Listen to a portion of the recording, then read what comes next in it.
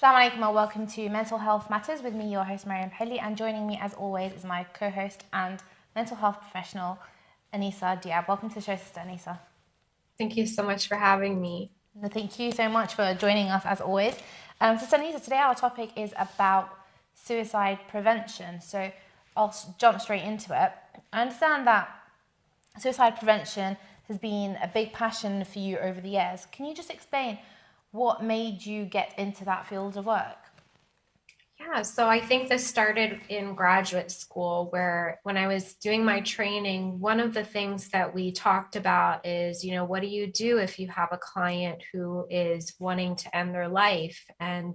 Or what if, a client has ended your life? How do you process that? How do you deal with it as a counselor? And, a lot of times we think of a person being unwilling to change as being very difficult in the counseling process, right? There are these stages of change, and when somebody is unwilling to take action or do the work, we have a lot of conversations around how that can be very difficult. But one of the biggest nightmares and greatest difficulties and tragedies in the mental health field is when you lose your client to suicide and dealing with that. So I always felt like this was something I wanted to avoid at all costs. I wanted to figure out ways to help prevent that and manage that. But I also felt that, especially as a Muslim, within our community, this is a huge taboo area that we don't have a lot of discussion around. We don't talk a lot about. And to me, I've always been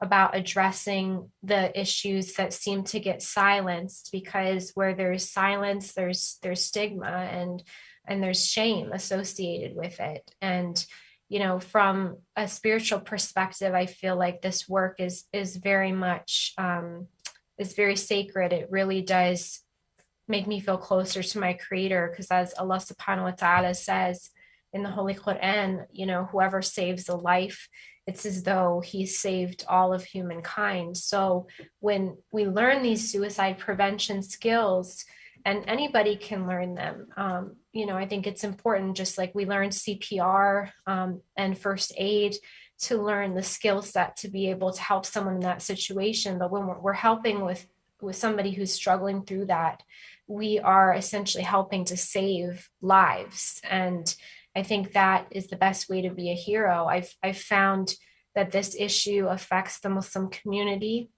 much more than we think. It's not unusual for me at this point. I can say, having worked for several years with predominantly Muslim clients, for a Muslim to tell me they have suicidal thoughts on a regular basis, or they've had a previous attempt. And there's a very important research paper that actually just came out from Stanford University here. And it's a groundbreaking study on suicide in the Muslim community, which compared, Muslim suicide attempts compared to other faith groups. And it found that Muslims are actually twice as likely to attempt suicide compared to other faith groups. So I think that on the one hand, that's very sad to get that information, but it's also very important for us to be aware of this. And for anybody who's listening in today, this might be a really triggering topic for you. So please, check in with yourself and see your capacity if you're able to tune into this today. And if not, maybe to listen in on another day, or to do some other self-work in this area, because it can really be a triggering topic for folks. It's interesting, actually, that you mentioned within the Muslim community, because that's something I didn't actually know. Why do you think that suicide is on the rise? Yeah, it's on the rise for a lot of different reasons. But one thing we know is that roughly 41% of individuals with mental illness report getting treatment. A lot of people who are suicidal, and we're talking about 90% of people who are suicidal and who want to end their life, they have depression or another mental health disorder, such as bipolar disorder or schizophrenia, and then they usually have some maladaptive coping strategies that they try to use to deal with that, such as substance abuse issues. And then, to know that fact that majority of people who are suicidal are struggling with a diagnosable mental health issue, and that only 41% are actually getting treatment. And these are statistics in the United States from the Substance Abuse and Mental Health Services Administration. But to know that, you begin to see where the problem lies, because we know that 80 to 90% of people who get treatment for depression, they respond effectively with therapy and or medication. So if we can get this other 60%, on board and committing themselves to getting mental health treatment and addressing any kind of stigma that's associated with it, which there's still a lot of stigma around it, then there's a lot of hope for recovery. And suicide is one of the most preventable public health issues there is. The problem is access, and we can get into that a little bit more in the episode as well. But another reason I think too why it seems to be on the rise is people are talking about it more. It used to be before that if somebody died by suicide, they would blame it on something else. They might say this person had a car accident or they died by another means. But people, I think, are a lot more open nowadays about what's happening, what's going on. And as a result, it's getting reported more for what it actually is. Another thing is we see, substance abuse issues on the rise. That can contribute. If somebody's in a state of intoxication, that can definitely contribute to somebody taking their own life. Overuse of digital technology, online bullying, all of that can contribute. There's been studies that showed that the overuse of technology leads to depression, leads to anxiety, specifically social media. And also, whereas, students might have dealt with bullying just at school, now it's like they have to take that home with them as well and deal with it on the internet. So we know that bullying can be a risk factor. Also, this is specifically a big issue within the United States. It's easier to access firearms and other lethal means, very easy in this country. And as a result, it's very easy to take one's life, unfortunately. So, this is why we need a multifaceted approach to address this issue of suicide. We need all sectors of society involved, not just mental health professionals, but government officials implementing policies related to gun control and lethal means access. We need more mental health professionals to provide services. It's well known that in this country, in the United States, there's a shortage of psychiatrists. So there's a very long wait list to get in. And as a result, that, increases the number of hospitalizations, the number of people using emergency rooms, whereas they could, get help from a provider. We see it also in rural areas where there's issues in low income communities and middle class communities, especially related to finances and all of that. So in our educational sector too, growing up, we didn't talk about mental health in our elementary, middle schools, high schools at all. And now I'm seeing this shift where, in the schools, they're doing more in terms of talking about mindfulness and increasing access to mental health professionals within schools. And even I had the privilege, alhamdulillah, when I was working in a college setting, to receive our counseling center had received grant funding actually to provide a suicide prevention program and mental health promotion program to the student body, to the entire faculty and staff. We hosted awareness events. We did suicide prevention trainings.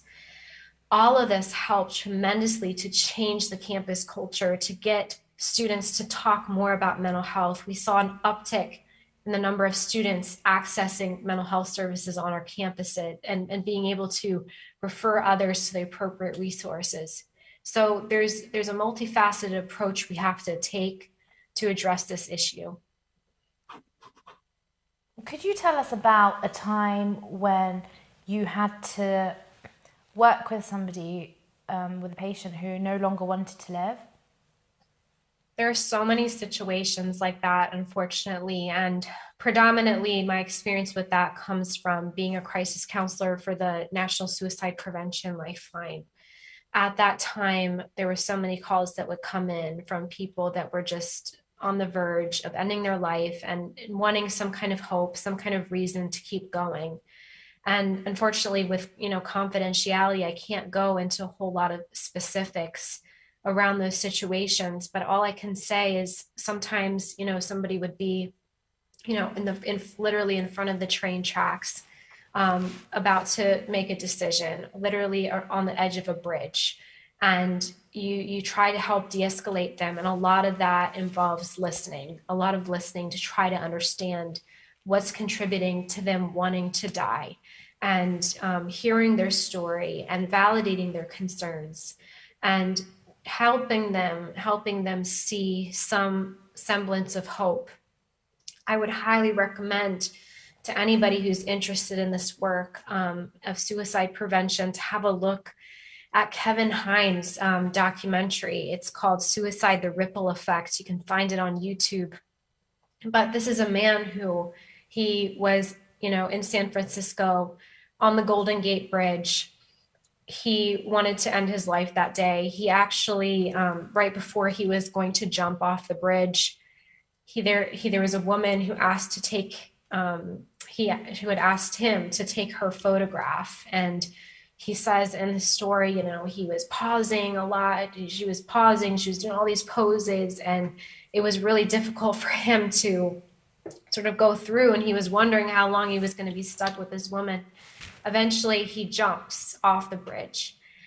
And he said in that moment, I immediately regretted my decision. The moment I jumped, I wish I hadn't done it.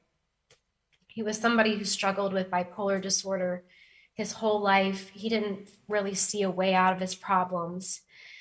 When he got to the bottom, and on impact, he said something was keeping him afloat.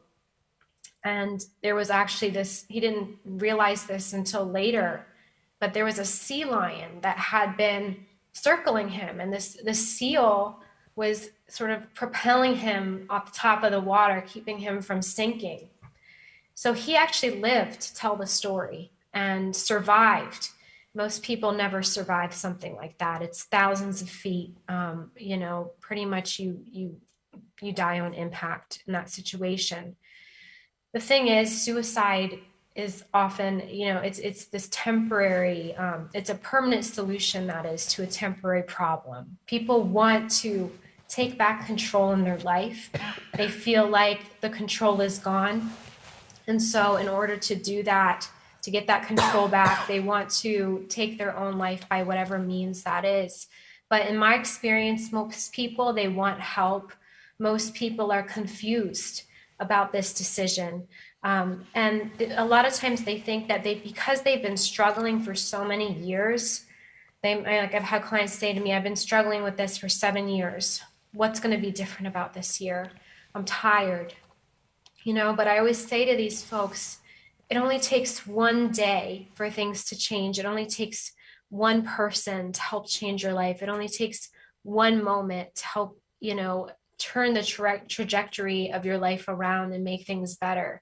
And for some people, you just have to help them find what is that reason for living, what's going to help them stay focused. Maybe it's not wanting to be separated from their parent.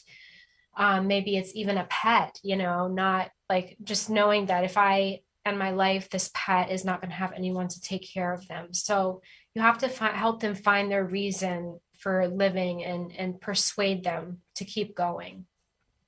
What are some of the common misconceptions that you see in the Muslim community when it comes to suicide? Yeah, I think there's a lot. One is that this doesn't really happen in our community. This tends to happen more in non-Muslim communities or people who are not religious. However, we know, again, based on the research I was mentioning earlier, this is not the case. There's a lot of suicidal ideation. And even if somebody doesn't want to act on it, a lot of times people live with this on a daily basis, especially if they're struggling with a chronic mental illness such as depression, or another mental illness like bipolar disorder, schizophrenia, anxiety. This might be in the background of their minds constantly. Another thing that comes up is when somebody does end their life by suicide, there's a misconception that it was for a specific reason. I remember a situation in the Muslim community where this one person had recently broken up with their girlfriend and then ended their life soon after. And everybody kept saying, well, it's because he broke up with his girlfriend and, he wasn't a religious person and all of this. And you just can't make blanket statements like that because you don't know what other aspects or factors that person was experiencing. In my professional experience, it's more than one thing that leads somebody to want to end their life. It's not just coming from a broken home or a bad family or whatever. There's a lot of issues leading up, a lot of triggers, a lot of risk factors, which inshallah we can talk about. What's interesting is even Imam Ja'far as-Sadiq alayhi salam, he has a book, Lantern of the Path, and he talks about the reasons for suicide. And if you'll notice, he mentions a lot of different reasons. He talks about mental illness. He talks about gambling. He talks about drinking. He talks about a lot of different issues. So we have to remember it's a multifaceted problem. There's never just one reason somebody ends their life. And we never truly understand what somebody is going through at the time of their death.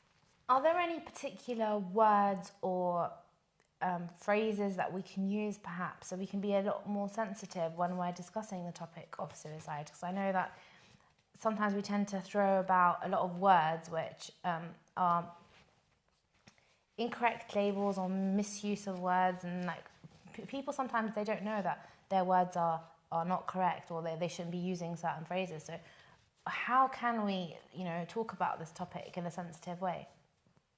For sure. Language definitely matters when you're talking about this.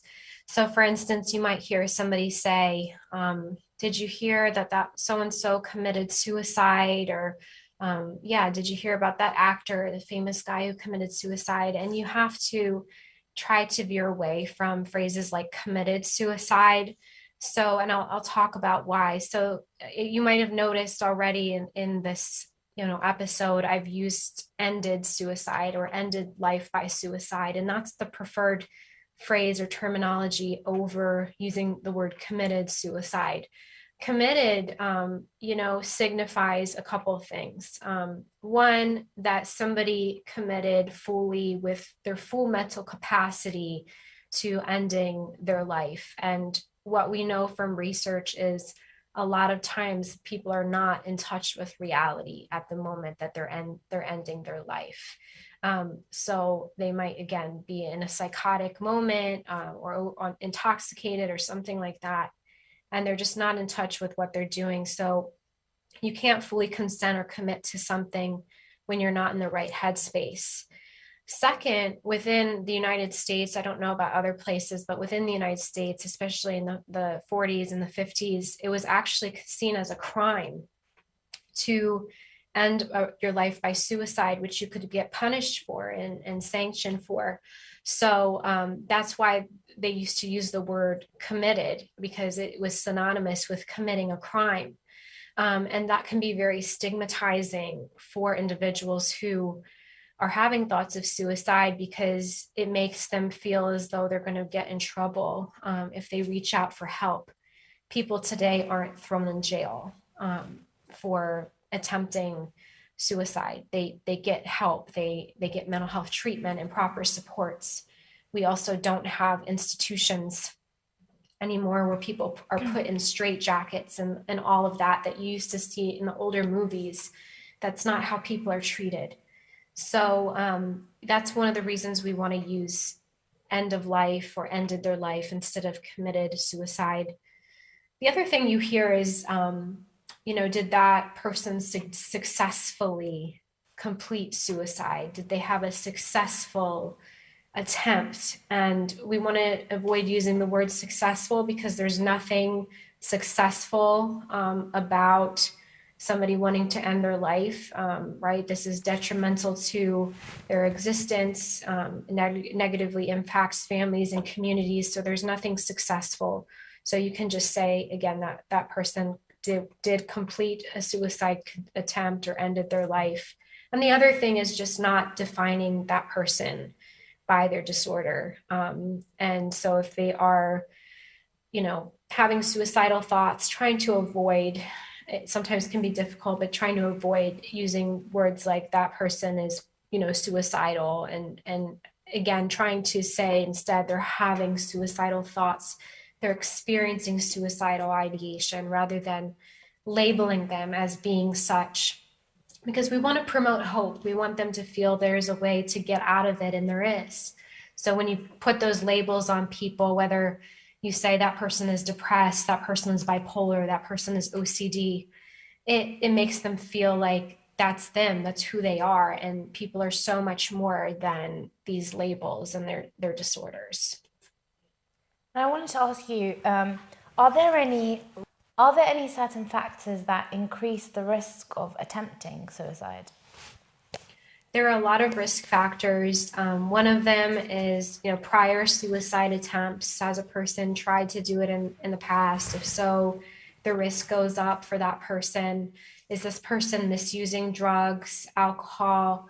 Does this person have mental health disorder? Again, particularly depression. Do they have access to lethal means? Do they even know somebody in their family or in their friend group who has recently died by suicide?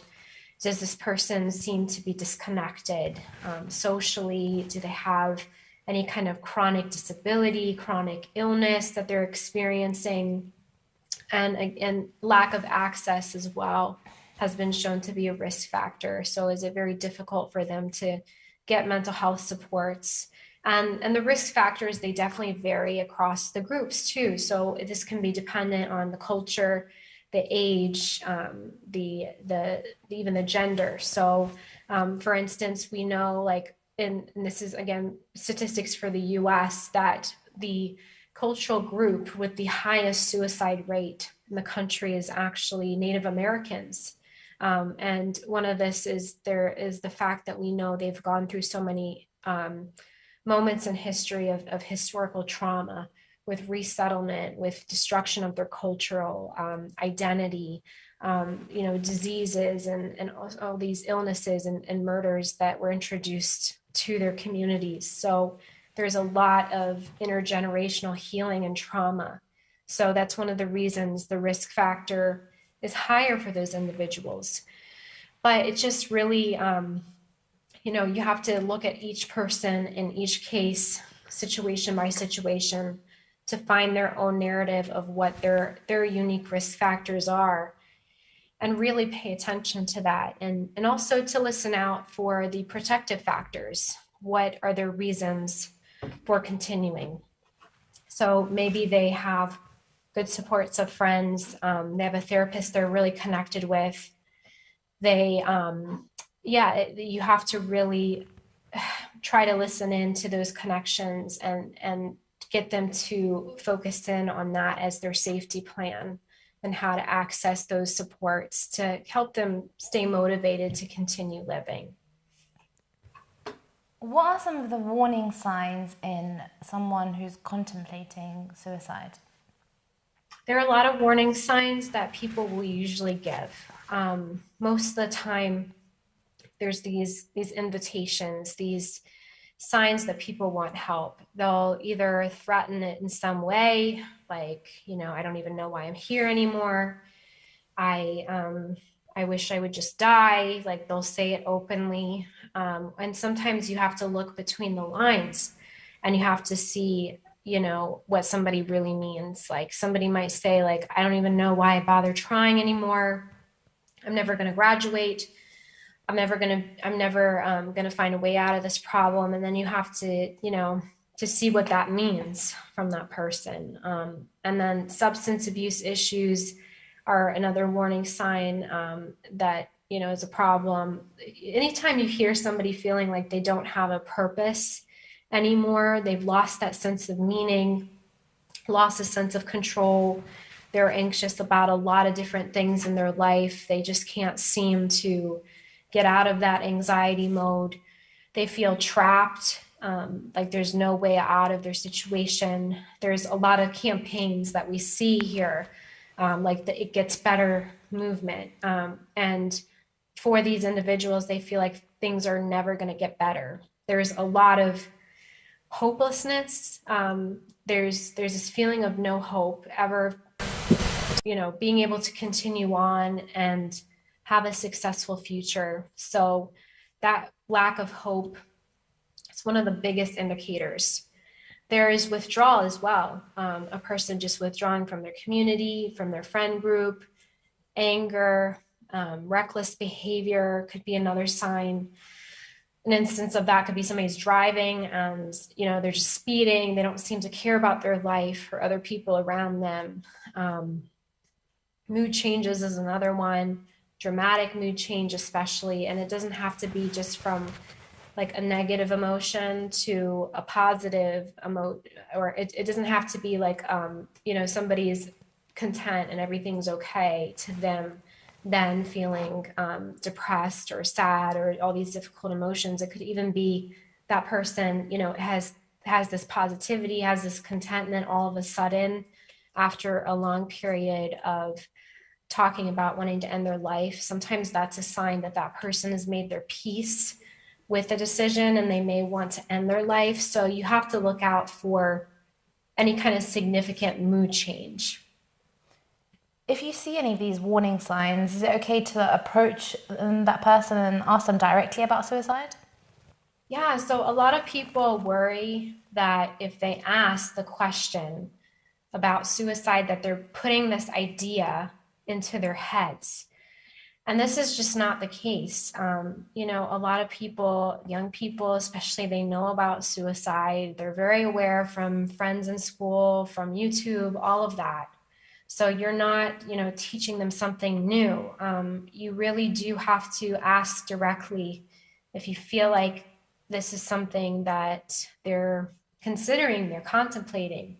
Most of the time, in my experience, when you ask them directly, there's a sense of relief. They feel heard, they feel understood, they feel like, wow, this person gets me. It's a relief to be able to talk about it openly with somebody who's willing to discuss it. So you definitely want to ask directly if you feel like somebody's kind of beating around the bush and, talking about feeling hopeless or why they even bother to do things. Like you definitely want to try to read between the lines and say, hey, are you talking about suicide here? Is that something you're thinking of? What do you mean when you're saying this? If you do suspect that someone close to you or someone you know might be wanting to end their life, what is it that you can possibly do to help them? Can you help them? For sure. I mean, I think all of us can, engage in bystander intervention and should, try to be gatekeepers, try to stand up to the plate and help somebody. So you don't have to be a therapist to do that, although you ideally want to connect that person to the right supports, but you first want to focus on your safety. First ask yourself, am I in danger by helping this individual? Do they have weapons nearby or a means close by? And if so, that's not a time to like knock on their door and go to their house and have a conversation. You definitely want to get yourself to safety. So in that situation, you just call 911 or whatever in your country the emergency number is, to emergency dispatch right away so that they can get the proper supports. The second thing, after you have made sure that it's safe, is if you can be the one to connect with them, that you do that. Say to the person, I noticed like you don't seem yourself, or I noticed you just mentioned, you're thinking about suicide. Can you help me understand your reasons for wanting to end your life? Why are you considering this? What's contributing to that? A big chunk of suicide prevention is listening. It's really, really trying to understand what that person is experiencing. You want to validate their concerns, and say like, oh my God, it's just, this is so much going on. I didn't know that you just lost your dad last week. I had no idea that you're also dealing with financial issues and, relationship issues. And this is all triggering memories of, trauma from childhood. And this must be a lot right now. It's so hard. I can't imagine what you're dealing with. Being there for them and trying to reflect back what they must be feeling. That's where understanding happens and connection, when a person feels like somebody else on the other end gets where they're going through. When you invest that big chunk of time in helping them feel understood, that's when you want to take the opportunity to create some confusion for them. Obviously, in like normal life, it's not normal to try to confuse people. But in this situation, you do want to create confusion. And I think they're already confused. So you're really just underscoring what they're confused about in terms of making this decision.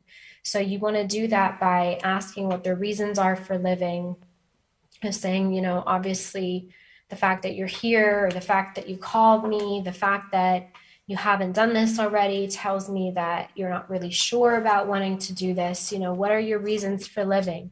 And then, saying something along the lines of, wow, it sounds like you have a lot of things to live for, or that are important things that bring you some meaning. And to me, it sounds like you don't want to just, you don't want to check out of life. You just want to check out of the pain that you're dealing with. When you help somebody put that into perspective, I think it really helps them regain a sense of control. That they're, a lot of times people say, you're right. It's not the life I want to get out of. It's the pain. It's the pain cycle. And if you say to them, if I were to help you, identify some supports to help you get out of this cycle, would you be open to that? Would you be open to listening, open to getting some help? And that's where you ask them questions like, do you have a family member you can rely on that's supportive, a trusted friend to reach out to? Have you been to counseling in the past? Or are you connected with a mental health provider? So this is when, you help them with referral resources. So for example, in the United States, we have like a phone number for referral and information called 211. And you have to explore in other countries what that resource might be. Your local health department has a database. Usually in every country, a local health department will have a list of providers, or will offer those supports within the department itself. Crisis hotlines can also be a great way to start. So National Suicide Prevention Lifeline, or another crisis support hotline can be a great way to begin to explore those supports. But the main thing is you don't want to let them walk away from you still intent on ending their life. If they come to you, they talk to you and say, I'm willing to, commit to my safety, and I'm willing to reach out to these supports, that's when, you can breathe a sigh of relief and check in on them every once in a while. But otherwise, if they're not willing to safety plan with you, if they're not willing to get the supports that are needed, that's when, you really have to take action. And, if it's a coworker, you contact your supervisor, you let them know what's going on. If it's a friend at school, you contact the principal, you contact somebody who's an administrator who can help that person so they can get in touch with their parents. This is not something you ever want to keep secret. And a lot of times people are suicidal. They want to keep it secret, even up until the point of wanting to act on it. And it can feel like you're betraying the person if you do let somebody else know. But it's really important that you prioritize that person's life over how they're feeling in the moment and whether or not they're going to be angry with you. So again, if they're not willing to get help, that's when you really need to act. You need to call the appropriate supports. And a crisis hotline can also walk you through what to do next if you're unsure. And is there any help or support for family members or friends of those who've taken their own life by suicide? Yeah, there's so many resources available, and I feel like, those are the people that need the most help, is what we call those survivors of suicide, because there's often a lot of shame, a lot of guilt, a lot of regret. Maybe if I had reached out sooner, if I had picked up on these signs, maybe something could have been done to prevent it. But a lot of times, there's sometimes they do give warning signs, but sometimes it's very difficult to tell. And there might be very little signs a person puts out. So it's important for that individual, that family, to get the proper support. There's a lot of survivors of suicide support groups. If you look at the American Foundation for Suicide Prevention, they have information about that. Out of darkness walks, to walk in honor of somebody who ended their life by suicide, and then to raise money for these organizations to help do suicide prevention work in the community. But it's really critical to help process that grief and that loss. I worked with a committee where the mother, who she had lost her son to suicide, created an organization to try to address suicide and mental health issues within the community. And she would raise money, scholarship funds for students. So there's a lot of ways to channel that grief into what you can do to help prevent another family from experiencing something similar. What are some things that parents should do or be aware of when it comes to suicide prevention? Yeah, I think you have to really pay attention to changes in behavior. Don't just assume because your kid comes home and takes long naps every day after school that this is just typical normal teenage behavior, when that can really be a sign of checking out, a sign of depression. Sometimes we assume everything is good with our kids just because they have good grades and they're straight A students. But, we hear of families who, even though their children are doing very well academically, they may be struggling mentally, maybe struggling emotionally. So really you have to check in with your children when you see changes in behavior. Ask open-ended questions. How are their relationships at school? Do they feel safe at school? And, especially if they're experiencing bullying behavior, you want to take that seriously. You don't want to just, give them a pep talk and say, oh, I went through the same thing, and just be tough and push them back. No, you have to follow up on it and make sure that this isn't ongoing. And, sometimes that means, as a parent, you have to step in yourself to model for your children what that looks like, to take action against bullying behavior and to stand up against injustice. So I think that a good place to start for families is the Family Youth Institute, the FYI.org. It's a great website, has a suicide prevention toolkit for families. And I think that should be required reading for any parent. It has a lot of good tips about how to prevent suicide, not just within the larger community, but within our families too. I think a question that a lot of people might be wanting to know the answer to is, will those who end their life by suicide be condemned to hell? Yeah, so this is like a big thing that comes up with Muslims especially. So I think it's, when we're looking in the Quran is very direct, right, about not killing oneself. In chapter 4, verse 29, it says, do not kill yourselves or kill one another. Indeed, Allah is ever merciful. So, suicide is considered something that's impermissible, even in situations where, for example, you anticipate that you're going to be tortured or you're going to be raped, or these scenarios, you're expected to fight back, you're expected to try to protect your life. So there's never a situation where it's considered permissible. Having said that, we have to be very careful as a community not to condemn others, not to judge others just because of how they ended their life. When somebody is suicidal, oftentimes, or rather experiencing suicidal ideation, oftentimes they are not in touch with reality. They might be having a psychotic episode. They may be hearing voices. They may be seeing things that aren't there. They may, again, be so severe into their illness that they can't see reality anymore. And Allah subhanahu wa ta'ala only knows at the cellular level what that person was experiencing before they took their life. When a person is not connected with themselves, with their own minds, it's very difficult for them to be connected to Allah subhanahu wa ta'ala. So we have to be aware of that and not condemn others. And, only Allah will know on the Day of Judgment how to look at those individuals. But the key is, instead of, condemning, to be proactive, to not wait until somebody ends their life by suicide. Don't wait for that to happen and then start having programming on mental health and all of that. Like, be proactive as a community and, have trainings within the masajid. In the United States, we have QPR, safe talk trainings, assist trainings. Be proactive and intervene and prevent it from happening before we get to it actually manifesting in the community.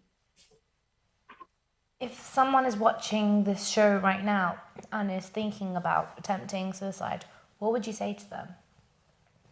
I would say to that person that suicide does not end the pain. It just transfers the pain from yourself to the people that you leave behind. And I think if you're looking for a sign that somebody cares, please take this moment as that sign. The whole reason I'm here and I'm speaking about this is because I care about you. I don't know who you are, but I know that the fact that you exist means you have intrinsic value. You were created by Allah subhanahu wa ta'ala with a purpose, and your existence truly matters.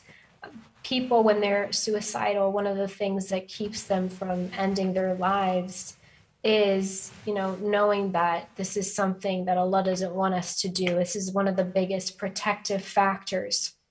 Sometimes people lose hope that Allah is going to forgive them. They lose hope that they have even, any chance of success in their akhirah. But Allah subhanahu wa ta'ala, says it beautifully in chapter 39, verse 53, that, all my servants who have transgressed against themselves, do not despair of the mercy of Allah.